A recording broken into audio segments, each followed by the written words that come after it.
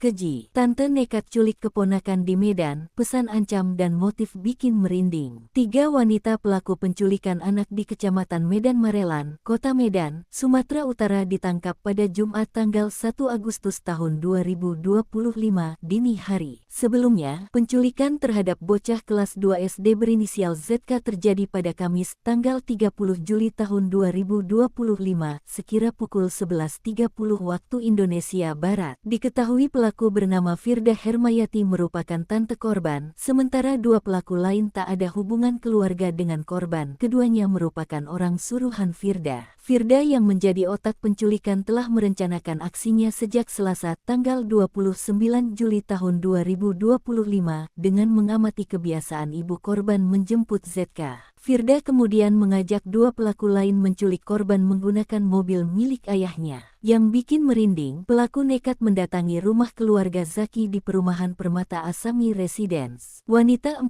tahun tersebut menulis dan mengantarkan surat tebusan ke rumah korban yang berisi ancaman serta permintaan uang 50 juta rupiah.